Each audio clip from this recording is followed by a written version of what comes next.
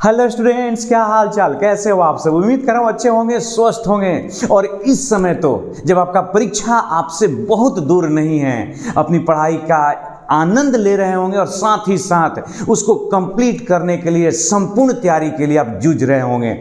और उसी क्रम में आपकी तैयारी में थोड़ी मैं मदद करने के लिए आ गया हूँ इस एग्जाम स्पेशल वीडियो में। और इस क्रम में आज हम आपको बताने वाले हैं 2012 के ऑब्जेक्टिव सवालों का उत्तर पूर्ण व्याख्या के साथ, और न केवल आंसर बल्कि उससे रिलेटेड, इस क्वेश्चनों से रिलेटेड आसपास में जो भी क्वेश्चन होंगे उन सवालों के जवाब भी जानने की कोशिश करेंगे। मतलब हम लोग केवल आंसर ही नहीं जानेंगे बल्कि ये पता लगाएंगे उससे रिलेटेड और क्या क्वेश्चन हो सकता है और कौन सा क्वेश्चन हो सकता है। तो तैयार हो जाइए और आइए आनंद लेते हैं हम लोग 2012 के ऑब्जेक्टिव सवालों का आंसर जानने के लिए। दोस्त, पहला क्वेश्चन है सोडियम ऑक्साइड Na2O में सोडियम का कोऑर्डिनेशन नंबर क्या है। सबसे पहले तो आपको बता दें कोऑर्डिनेशन नंबर होता क्या है जल्दी में एकदम से। यह देखिए कि एटम है और इस एटम से सटा हुआ, मान लीजिए कि एक एटम है, ये एटम है, ये एटम है। दोस्तों, इस एटम वाले जो साइडेड आप देख रहे हैं बीच में, उससे कितने एटम जुड़े हुए हैं? 4 ना, तो हो गया उसका कोऑर्डिनेशन नंबर 4। एक एटम से अन्य जितने एटम जुड़े होते हैं वही उसका कोऑर्डिनेशन नंबर माना जाता है। कल्पना करिए कि एक एटम और यहाँ पर जुड़ा हुआ रहता तो इसका कोऑर्डिनेशन नंबर हो जाता 5। एक और एटम जुड़ा रहता है तो कोऑर्डिनेशन नंबर हो जाता 6। तो आप समझ गए, एक एटम से अन्य जितने एटम जुड़े हुए हैं, डायरेक्टली जुड़े हुए हैं, वही उसका क्या है? Coordination number. अब देखना है कि Na2O में Na से ऑक्सीजन परमाणु, कितना ऑक्सीजन परमाणु जुड़ा हुआ है। तो अब इसके लिए एक छोटा सा बात बताना चाहता हूं मैं, आप उसको जानिए, समझने की कोशिश करिएगा, याद रखिएगा। देखिए ये NaCl है, तो NaCl में Na+ का जो कोऑर्डिनेशन नंबर होता है वो होता है 6, और Cl- का भी कोऑर्डिनेशन नंबर होता है 6। आप कहेंगे Na2O के बाद NaCl में चलेगा, थोड़ा धैर्य तो रखिए, आखिर मैं आपको पढ़ाई सिखाई तो रहा हूं। ये देखिए है CaCl, सीजियम क्लोराइड में दोस्त Cs+ का कोऑर्डिनेशन नंबर होता है, ये होता है 8, और जो Cl- है इनका कोऑर्डिनेशन नंबर होता है इसमें 8 ही। अच्छा, ये है ZnS। जानते हैं दोस्त ZnS में Zn का कोऑर्डिनेशन नंबर कितना होता है? तो अगर जानते हैं तो एक बार बोलिए ना आपसे कि +4 होता है, 4 होता है, सॉरी। और यहाँ पर S- का कोऑर्डिनेशन ये भी बता दीजिए कि 4 ही तो होता है। हाँ जी, 4 ही होता है। अब देखिए आते हैं Na2O में, क्योंकि आप तो ये चाहते हैं कि Na2O में Na का कोऑर्डिनेशन नंबर क्या होता है, तो याद रखिएगा Na का कोऑर्डिनेशन नंबर होता है 4। कितना होता है? 4 होता है। और जो ऑक्सीजन माइनस हो गया, इसका कोऑर्डिनेशन नंबर होता है 8। उसी तरह से भी याद रखिएगा कि CaF2 में जो Ca है प्लस इसका कोऑर्डिनेशन नंबर होता है 8, और F- का जो कोऑर्डिनेशन नंबर होता है वो होता है 4। तो दोस्त, अब बताने की जरूरत है क्या कि उसमें से कौन सा सही जवाब है? Na2O में Na का कोऑर्डिनेशन नंबर होगा 4, और इस तरह से 4 सही जवाब है बी में। आप इसको जल्दी से स्क्रीनशॉट लें, नोट करें, क्योंकि वो बहुत इंपॉर्टेंट बात हमने लिखा हुआ है। तब तक मैं दूसरा सवाल बता रहा हूं आपको। दूसरा सवाल न्यूमेरिकल है, एक छोटा सा प्यारा सा खूबसूरत सा न्यूमेरिकल है। आइए समझने की कोशिश करते हैं दूसरा सवाल का जवाब क्या होगा और क्यों होगा। ये देखिए, क्वेश्चन है कि आपके पास 2 गो सोल्यूशन है दोस्त। लिखा हुआ है कि 5% केन शुगर, एगो में चीनी जो है घोल दिया गया। कितना परसेंट? ये चीनी का है, चीनी है, कितना परसेंट? 5%। और एगो में पता नहीं कौन चीज है, लेकिन जो कुछ भी है ये 1% है। उसका नाम रखा गया कि X नाम का कोई चीज है, और कितना परसेंट है? 1%। फिर आपसे ये कहा गया कि ये दोनों समपराशरी हैं। समपराशरी बिलियन वह बिलियन होता है जिसके परासरण दाब बराबर होते हैं। वे 2 बिलियन, याद रखिए, लिख लीजिएगा, वे 2 बिलियन जिसका परासरण दाब क्या हो, इक्वल, उसको समपराशरी कहते हैं। तो मान लेते हैं कि इस सोल्यूशन का जो परासरण दाब है हमने π1 माना, π1, तो C1RT, टेम्परेचर सेम रहता है यहाँ पर। तो देखिए यहाँ पर इसका π2 हो गया, और ये C2RT। आपको पता है ना पाई बराबर CRT होता है। अलग अलग 2 गो बिलियन हैं, इसीलिए हमने एक का नाम उनमें π1 रख दिया, एक का नाम रख दिया π2। अब इसके बाद देखिए दोनों समपराशरी है। समपराशरी माने दोनों का परासरण दाब बराबर है। इसका मतलब कि π1 बराबर है π2। जब π1 π2 के बराबर हो गया, अगर इसको इक्वेशन 1 माने, इक्वेशन 2 माने, तो इसका मतलब कि ये होगा क्या कि C1RT बराबर हो जाएगा C2RT, एकदम आराम से रिलैक्स में समझिए। भाई तो RT से तो RT कैंसिल हो गया, तो हो गया कौन चीज C1 equal to C2।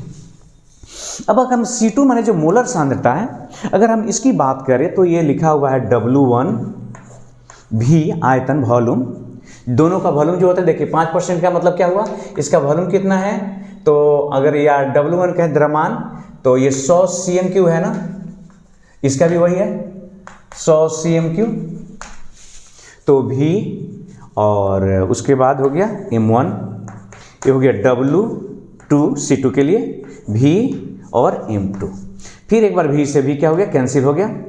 W का मान W1 यहाँ पर ये है W1 कितना परसेंट है, 5 है।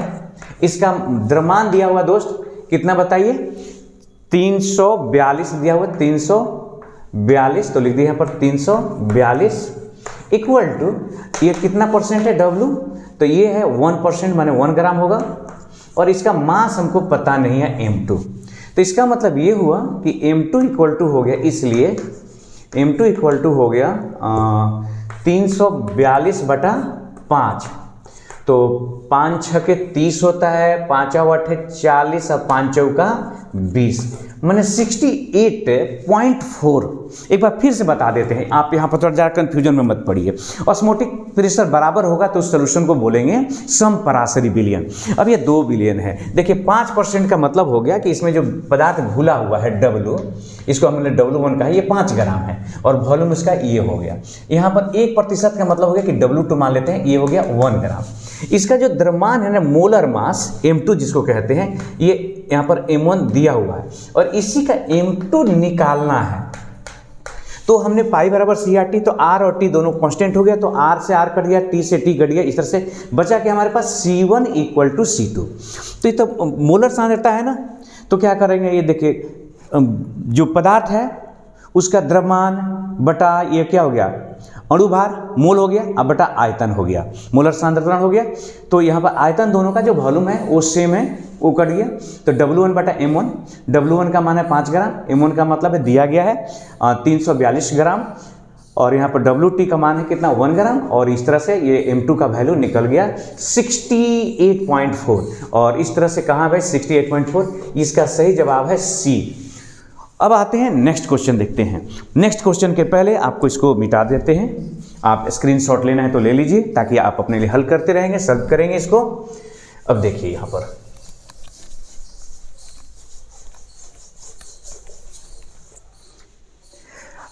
निम्न में से कौन से लायोफिलिक कोलाइडल सॉल्यूशन है। स्टूडेंट अब यहाँ पर मैं कुछ कैलकुलेशन नहीं बता सकता, आपको बस ये बताऊंगा जरूर कि जो कोलाइडल सॉल्यूशन होते हैं 2 तरह के होते हैं, लायोफिलिक और लायोफोबिक। हिंदी में इसके लिए शब्द का उपयोग किया जाता है द्रवरागी, द्रवरागी, ये अंग्रेजी का शब्द है लायोफिलिक, वही यहाँ पर लिखा हुआ है, और जो लायोफोबिक होता है उसको कहते हैं द्रवविरागी। तो द्रवरागी कोलाइडल सॉल्यूशन कौन सा है, आपके पास होता है डिस्पर्सन मीडियम यानी परिक्षेपण माध्यम और प्रक्षिप्त प्रवास्ता, दोनों को मिलाए और मिलाने मात्र से अगर कोलाइडल सॉल्यूशन बन गया तो उसको द्रवरागी बोलते हैं, लायोफिलिक बोलते हैं। जैसे मान लीजिए कि आपके पास गोंद है, उसमें पानी डाला और घुल गया वो, तो क्या हो गया, वो लायोफिलिक हो गया। लायोफोबिक का मतलब कि जो सिंपली मिलाने से न बने, मैंने परिक्षेपण माध्यम प्रक्षिप्त प्रवास्ता लिए और दोनों को डाल दिया, कोलाइडल विलयन न बने, उसके लिए एक विशेष प्रकार के केमिकल प्रोसेस की जरूरत पड़ जाए तो समझिएगा वो लायोफिलिक है। जैसे मान लीजिए गोल्ड सॉल्व बनाना है, तो सोना का अगर कण जो है पार्टिकल्स को अगर पानी में घोल दीजिए तो सॉल्यूशन बन जाएगा, नहीं ना बनेगा। तो लायोफिलिक का मतलब होता है कि आपके पास डिस्पर्सन मीडियम होते हैं, माने परिक्षेपण माध्यम होते हैं, और प्रक्षिप्त प्रवास्ता होता है, दोनों को मिलाएं, सिंपली मिला दें और बन जाए, तो समझ लीजिएगा क्या वो लायोफिलिक है। और एक बात आपको और बता देते हैं, इसको भी याद रखिएगा, जनरली जो ऑर्गेनिक कंपाउंड्स के जो सोल्यूशन होते हैं ना, वो होते हैं लायोफिलिक, और जो इनऑर्गेनिक के जो होते हैं, जैसे धातुओं का आपको कोलाइडल सॉल्यूशन बनाना होता है, तो वो होते हैं लायोफोबिक। तो हमको यहाँ जरूरत किसका है, लायोफिलिक का। तो दोस्त लायोफिलिक के कुछ एग्जाम्पल आप याद रखें तो ज़्यादा अच्छा है, और उस एग्जाम्पल में एक एग्जाम्पल आपको याद रखना होगा कि जो गोंद है, गोंद ऑर्गेनिक सब्सटेंस है, गोंद को का जो कोलाइडल सॉल्यूशन जो बनाता है, ये बनाता है लायोफिलिक बनाता है। अब आइए नेक्स्ट क्वेश्चन, निम्न में से कौन सी धातु प्रचुर मात्रा में भूपर्पटी में पाई जाती है। तो दोस्त अगर मान लीजिए कि हमारा भूपर्पटी है, तो जानते हैं इस भूपर्पटी में सबसे ज्यादा मात्रा में O2 है।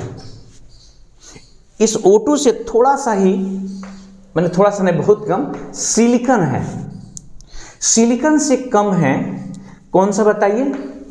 अल्मुनियम है। उससे थोड़ा और कम होता है आयरन है। तो सबसे पहले जाने कि ये ऑक्सीजन है लगभग 46.6% के आसपास। सिलिकॉन कितने हैं? 27.7 या 8% के आसपास। अल्मुनियम तो 8.3% है, लोहा करीब 4.6% के आसपास होता है। ये ऑलमोस्ट बता रहा हूँ, एग्जैक्ट नहीं है, टू द पॉइंट नहीं है। अब जरा देखिए, पूछा गया कि निम्न में से भूपर पट्टी में प्रचुरता में सबसे ज्यादा मात्रा में पाई जाने वाली धातु, इस शब्द पे अगर गड़बड़ हो जाएगा तो आंसर हो जाएगा।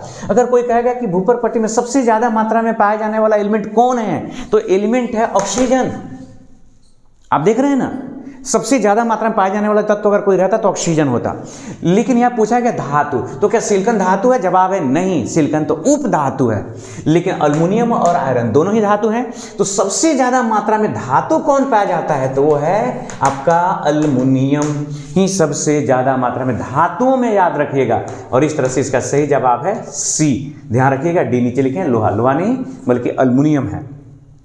उसके बाद है निम्न में से कौन सबसे शक्तिशाली ऑक्सीकारक पदार्थ है? अरे यार, पिछले कितने वीडियो से मैं बताते आ रहा हूं कि जो फ्लोरीन है ये मोस्ट ऑक्सीडाइजिंग एजेंट है। तो याद रखना होगा, इसमें कुछ किया नहीं जा सकता। Fluorine is the most oxidizing substance है, सबसे ज़्यादा शक्तिशाली, सबसे ज़्यादा पावरफुल ऑक्सीडाइजिंग एजेंट है, ऑक्सीकारक है। किसी भी पदार्थ को ऑक्सीकृत कर देता है अपने सामने वाले को। फिर निम्न में से किसका जो आयनिक विभव का मान है अधिकतम है? आयनिक विभव का क्या मतलब होता है दोस्त? जैसे ये सोडियम है 281, ये अंतिम इलेक्ट्रॉन को निकालने में जो एनर्जी खर्च होती है उसको आयनिक विभव कहते हैं, आयनन एंथैल्पी कहते हैं अंग्रेजी में। तो मेटल अक्सर आसानी से अपना इलेक्ट्रॉन त्याग देते हैं, याद रखिएगा, मेटल अक्सर आसानी से अपना इलेक्ट्रॉन त्याग देते हैं, मतलब उनका आयनन विभव जो होता है कम होता है। तो इस तरह से देखें तो ये अल्युमिनियम मेटल है और मैग्नीशियम मेटल है, इनका तो आयनिक विभव ज़्यादा होने का सवाल ही खड़ा नहीं होता। अब बच गया फास्फोरस, एक नॉन मेटल है, और इस सिलिकॉन जो है एक उप धातु है। तो जाहिर सा है कि अधातु जल्दी अपना इलेक्ट्रॉन का त्याग नहीं करते। लेकिन जरा एक और बात समझिए फास्फोरस के बारे में, 1s2 2s2 2p6 3s2 3p3। दोस्त ये जरा देखो तो p में 3 ऑर्बिटल होते हैं, ये आधा भरा हुआ है।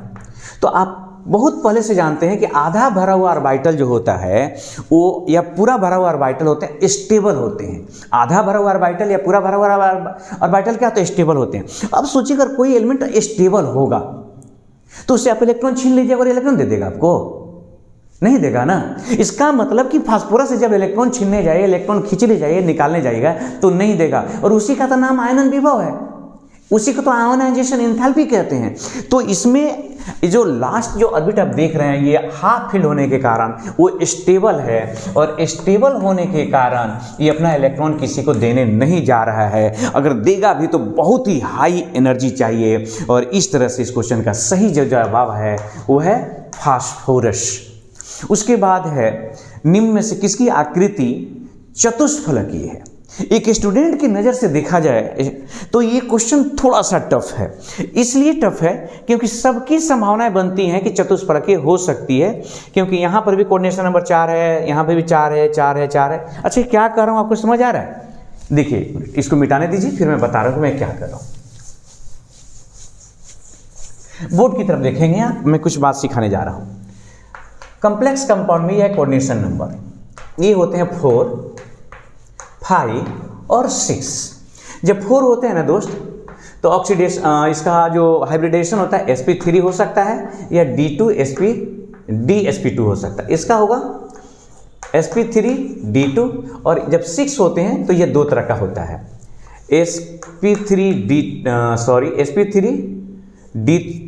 sp3d होगा ना यहाँ पर 3 1 4 1 5 sp3d2, और ये होता है d2sp3। अगर sp3 हुआ तो ये होता है चतुष्फलकीय टेट्राहेड्रल। इसकी आकृति कैसे होगी? चतुष्फलकीय। अगर dsp2 हुआ तो इसकी आकृति होती है प्लेनर होता है। ये चतुष्फलकीय में जो होता है ये प्लेनर होता है। हम लोग कहते हैं इसको वर्ग समतलीय, इसको बोला जाता है वर्ग समतलीय, स्क्वायर प्लेनर, वर्ग समतलीय। अगर sp3d हो गया, तो इसकी आकृति को कहते हैं हम लोग त्रिकोणीय द्विपिरामिडी, ट्राइगोनल बाई पिरामिडल। अगर sp3d2 या d2sp3 हो, इस दोनों स्थिति में इसका अष्टफलकीय मतलब ऑक्टाहेड्रल। अब आपको समझ में आया कि मैंने क्यों कहा कि एक स्टूडेंट की नज़र से देखें अगर हम इस क्वेश्चन को तो थोड़ा टफ हो गया, इसलिए कि अगर कोऑर्डिनेशन नंबर अलग अलग दिया होता, जैसे मान लीजिए पर 6 दिया होता तो हम छांट देते आराम से, यूँ तो सवाल ही नहीं होता, ऑक्टाहेड्रल होगा। अगर 5 दिया होता तो भी समझ जाते भाई तो ट्राइगोनल बाई पिरामिडल है, वो भी नहीं हो सकता है। लेकिन यहाँ पर देखिए coordination number 4, coordination number 4, coordination number 4, coordination number 4, सब में कोऑर्डिनेशन नंबर 4 है, मतलब इससे सबके आकृति चतुष्फलकीय होने की संभावना बनती है। तो आइए जरा देखते हैं कि इसमें बनती तो है, लेकिन इसको भी नोट कर लीजिएगा, काफ़ी इंपॉर्टेंट चीज़ है, आप इसका स्क्रीनशॉट ले लें। अब आते हैं कि किसका है वास्तव में, जरा ये देखिए जाए। तो पहले मैं ट्राई कर रहा हूँ इसको, तो देखिए निकेल है, ये क्वेश्चन नंबर कितना है भाई, तो 7 है।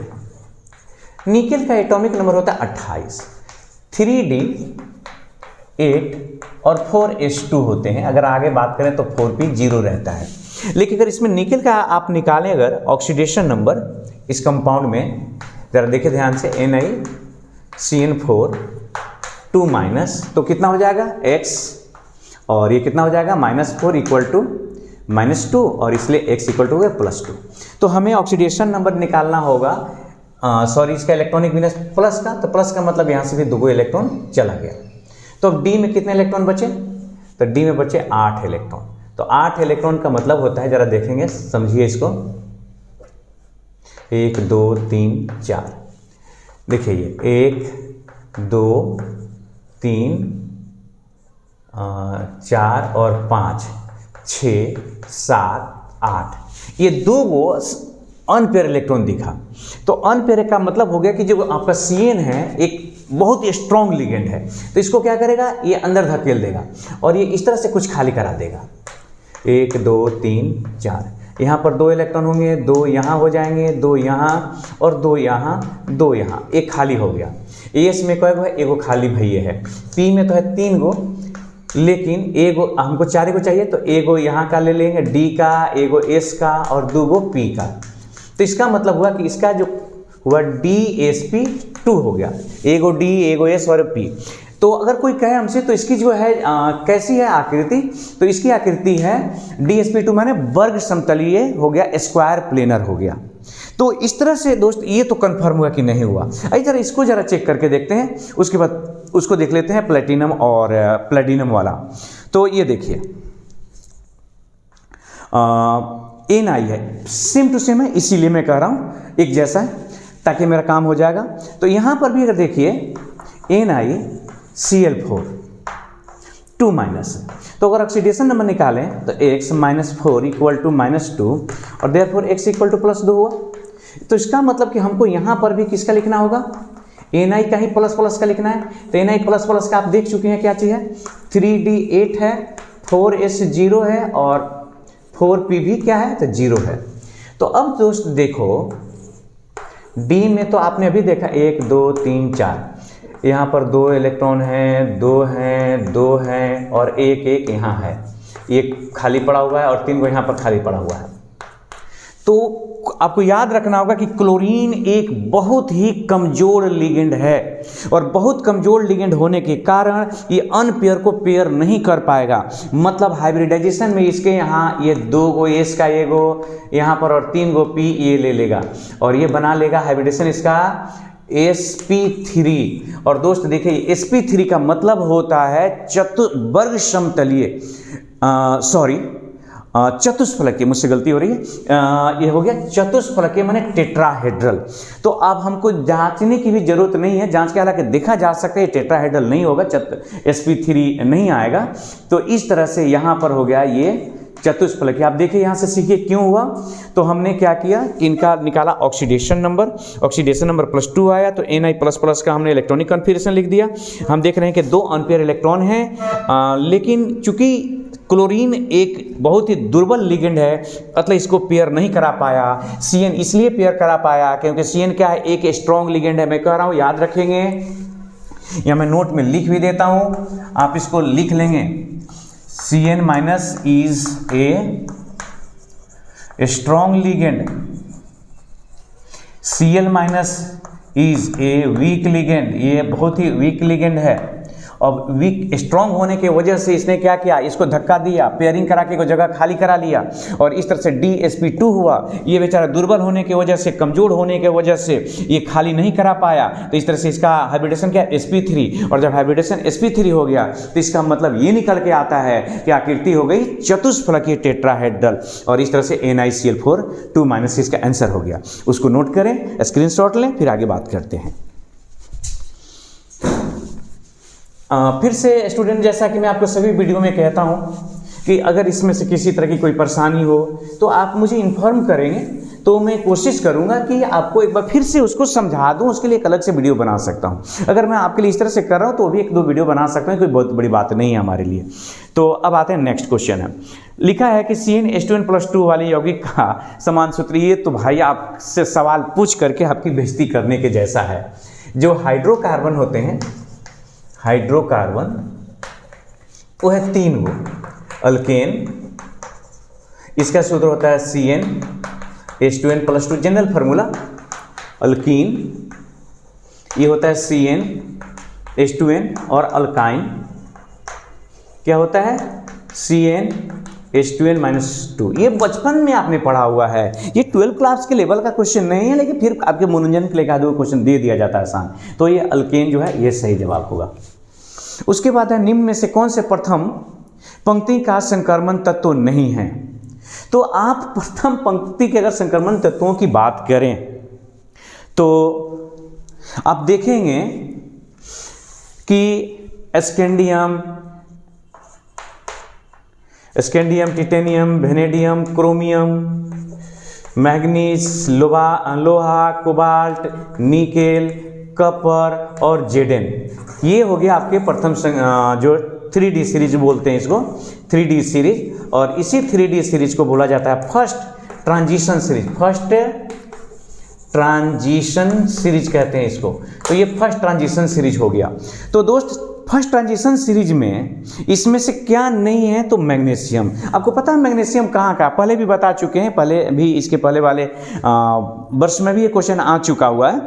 ये है आपका मैग्नीशियम वर्ग 2 के एलिमेंट है। आपको याद होना चाहिए कि जो वर्ग 2 है आपका पीरियोडिक टेबल का, उसमें तत्व है बे, मग, का, शर, बरा, तो उसी में से ये मैग्नीशियम है। तो संक्रमण तत्व ये नहीं है। इस तरह से छोटा सा प्यारा सा जवाब हो गया मैग्नीशियम, आप लिख लेंगे। और फिर उसके बाद है NiCO4 में Na का ऑक्सीडेशन नंबर क्या है। तो आइए इसी जगह पर इसका ऑक्सीडेशन नंबर निकाल देते हैं हम। आप देख लीजिए, मान लीजिए इसका ऑक्सीडेशन नंबर X है। ये है कार्बन मोनोऑक्साइड, एक कंपाउंड है तो 0 होगा, और इक्वल टू में 0 के ऊपर कोई चार्ज नहीं है, X = 0, और देयरफॉर इसमें निकेल का ऑक्सीडेशन नंबर हो गया 0। और इस तरह से इसकी जो सही जवाब होने की संभावना है, होने की एकदम 1000% ये सही जवाब है, वो है 0, मतलब बी चॉइस करेक्ट है। स्टूडेंट्स, फिर से आपसे एक बार बोलेंगे कि देखिए ये मेरा मेहनत कहीं बेकार न जाए। अगर आपको इसमें से कहीं लगता है कि आपको थोड़ा कन्फ्यूजन है, कोई समस्या है, तो एक बार बोलेंगे मुझसे, खुल करके आप मुझे बताएं कि हाँ यहाँ समस्या है। अगर आप मुझे व्हाट्सएप करना चाहते हैं तो व्हाट्सएप कर सकते हैं 9835806582 पर, और मुझे बता सकते हैं कि क्या समस्या हो रही है। फिर हमारी भेंट जो है अगले वीडियो में होगी, एक नए वर्ष के ऑब्जेक्टिव क्वेश्चन के साथ होगी। और साथ ही साथ स्टूडेंट्स, मैं आपको ये भी बता दूँ कि मैं बहुत सारे ऐसी जो संभावित जो प्रश्न हैं जो आने की संभावना है, उसके लिए अलग से 2 मार्क्स वाले के लिए अलग से वीडियो बनाना शुरू कर दिया हूं, तो उस पर भी आप फोकस करेंगे। फिर भेंट होगी अगले वीडियो में। अपना ख्याल रखिए, हंसते रहिए, मुस्कुराते रहिए। जय हिंद।